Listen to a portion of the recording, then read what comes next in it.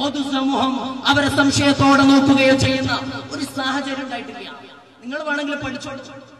ധൈര്യമുള്ള ആളുകൾ പഠിക്കാൻ മുന്നോട്ട് വരട്ടെ, ചരിത്രം പഠിക്കട്ടെ.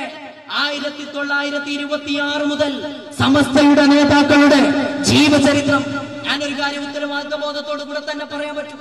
വേദിയിൽ ഇരുത്തിയിട്ട് മദ്ഹ് പറയുന്ന ശീലം നമ്മൾക്കില്ല. എങ്കിലും നമ്മൾക്ക് പറയാലോ, മംഗലാപുരത്ത് നിന്നിട്ട് ഈ കർണാടകയിലെ ദീനി പ്രബോധന പ്രവർത്തനങ്ങൾക്ക് ജീവസുറ്റ നേതൃത്വം നൽകുന്ന വന്യരായ ശൈഖുനാ ജബ്ബാർ ഉസ്താദ് തന്റെ ഉള്ള ഏതെങ്കിലും കുട്ടിക്ക് പറയാൻ പറ്റുമോ ഉസ്താദിന്റെ വ്യക്തി ജീവിതത്തെ പറ്റി ഞങ്ങൾക്ക് സംശയം? കേരളത്തിന്റെ ചരിത്രത്തിൽ അങ്ങനെ ഒരു സംഭവം ഉണ്ടായിട്ടില്ല.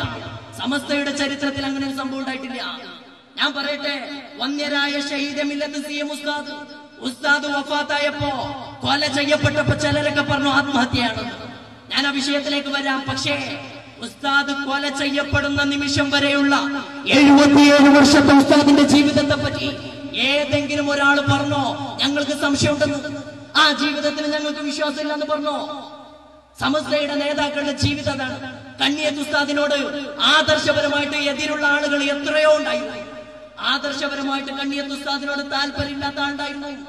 കണ്ണിയത്ത് ഉസ്താദ് പറയുന്ന അഹ്ലു സുന്നത്തിനോട് താല്പര്യമില്ലാത്ത മുജാഹിദാനും ജമാഅത്താനും ഉണ്ടായിരുന്നു. പക്ഷേ കണ്ണിയത്ത് ഉസ്താദിന്റെ ജീവിതത്തെ പറ്റിയിട്ട് ഒരു വാക്ക് പറയാൻ അവർക്കാർക്കും ധൈര്യം ഉണ്ടായിട്ടില്ല.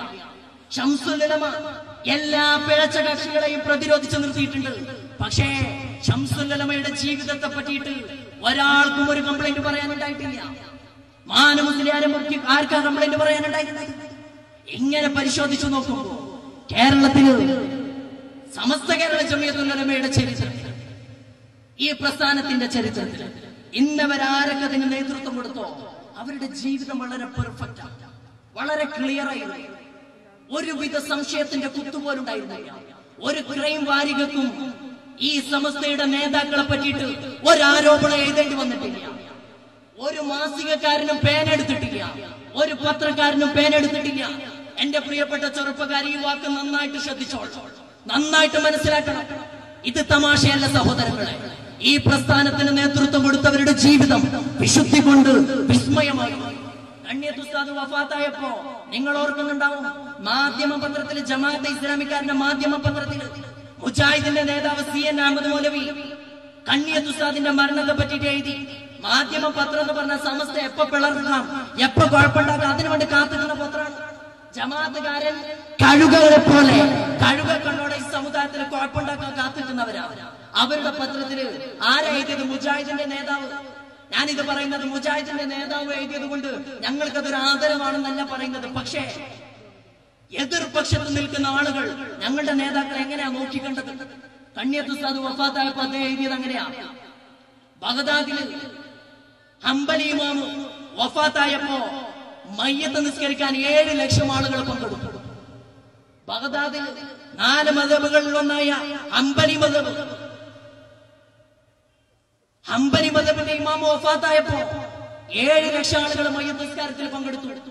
ഒരു പക്ഷേ മുസ്ലിം ലോകത്തിന്റെ ചരിത്രത്തിൽ അതിനുശേഷം ഇത്രയും വലിയ ആൾക്കൂട്ടം, ഈ 7 ലക്ഷത്തോളം വരുന്ന ജനക്കൂട്ടം മയ്യത്ത് നിസ്കാരത്തിൽ പങ്കെടുത്ത ഒരു സംഭവം അത് കണ്ണിയത്ത് അഹമ്മദ് മുസ്ലിയാരുടെ കാര്യത്തിൽ മാത്രമേ ഉണ്ടായിട്ടുള്ളൂ.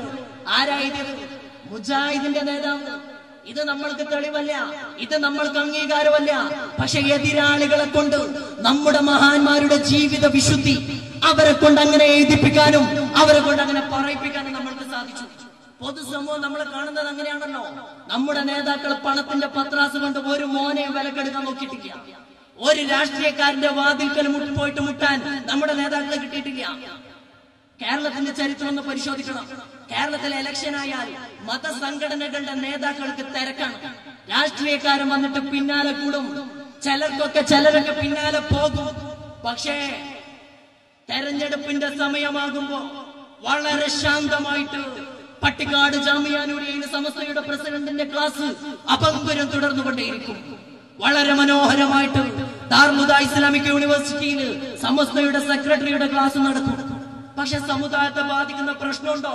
നിലപാട് ചോദിക്കാൻ നേതാക്കൾ ഇങ്ങോട്ട് വന്ന അനുഭവമാണ് നമ്മൾക്കുള്ളത്. നേതാക്കൾ ഇങ്ങോട്ട് വരും, സമുദായത്തെ ബാധിക്കുന്ന പ്രശ്നം വരുമ്പോ പാഠപുസ്തക വിവാദം ഉണ്ടായി.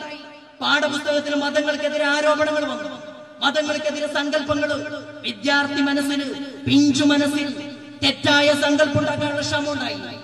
ഉത്തരവാദിത്തപ്പെട്ട മുസ്ലിം ലീഗിന്റെ സംസ്ഥാന ജനറൽ സെക്രട്ടറി പി.കെ. കുഞ്ഞാലിക്കുട്ടി സാഹിബ് ഞങ്ങൾ ഓർക്കുന്നുണ്ട്. ഞങ്ങൾ ദാർലുദയിൽ പഠിക്കുന്ന സമയത്ത് ദാർലുദയുടെ മുറ്റത്ത് വന്നിറങ്ങി നേരെ ശൈഖുനയുടെ റൂമിലേക്ക് പോയി ഉസ്താദുമായിട്ട് സംസാരിച്ചു. സമസ്തക്ക് ഈ വിഷയത്തിൽ എന്ത് നിലപാടാ പറയാനുള്ളത്? സമുദായത്തോട് ഈ മഹാപ്രസ്ഥാനത്തിന് എന്താ പറയാനുള്ളത്?